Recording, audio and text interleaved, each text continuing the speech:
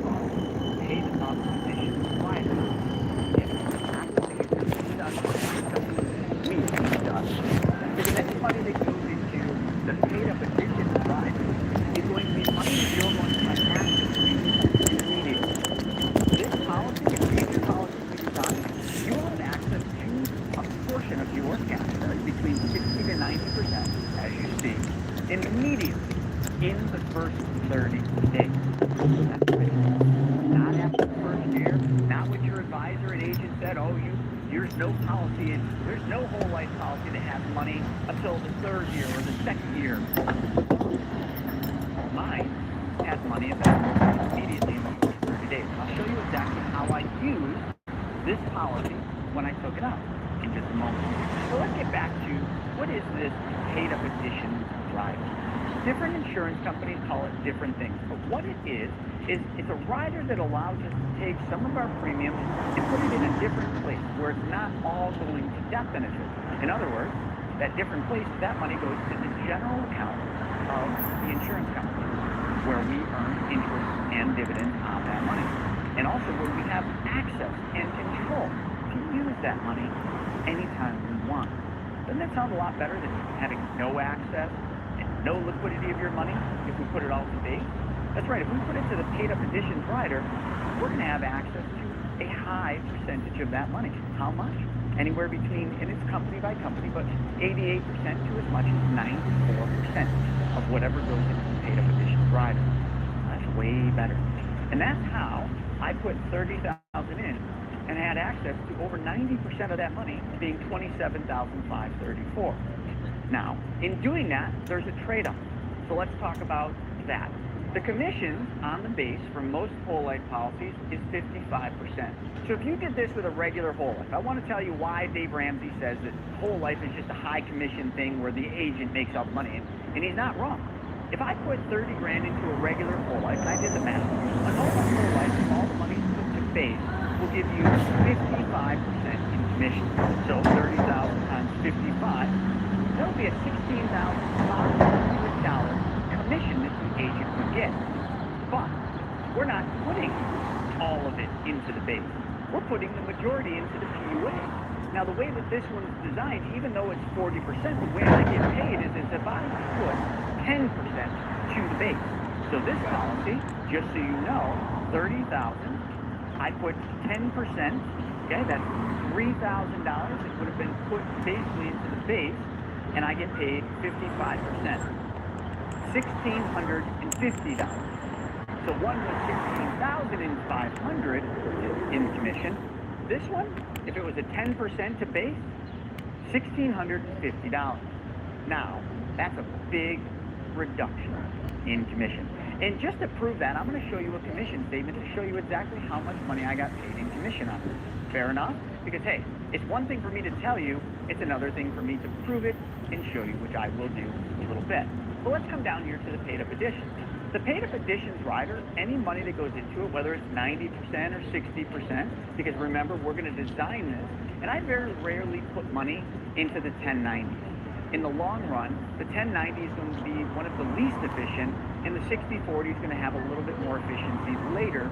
But this design, I was able to put 40% to the base, but only get paid like I was putting 10% in it. Again, I'm not trying to complicate you. I'm just trying to explain that this is not a normal whole life. It is very different. Any money that I put into the paid-up addition, let's just use 90% of 30,000. So 30,000 times 90% is $27,000 of that 30,000. You see anything familiar there? 27,000. And after I got paid my dividend in the first year, 27,534.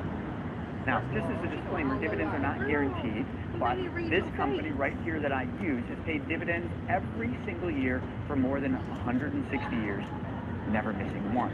But I just wanted to make sure I put that disclaimer in here. 27,000 is the amount of money I'm going to put into the paid-up addition. Now, the insurance company does pay us, but they pay us 2%. Okay, so 27,000 times 0.02, $540.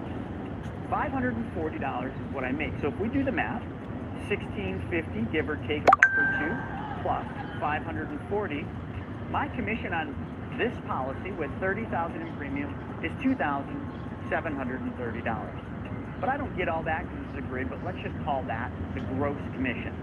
Now, if this was the other one, remember the agent got $16,500. Remember earlier I said how I lost $534,000?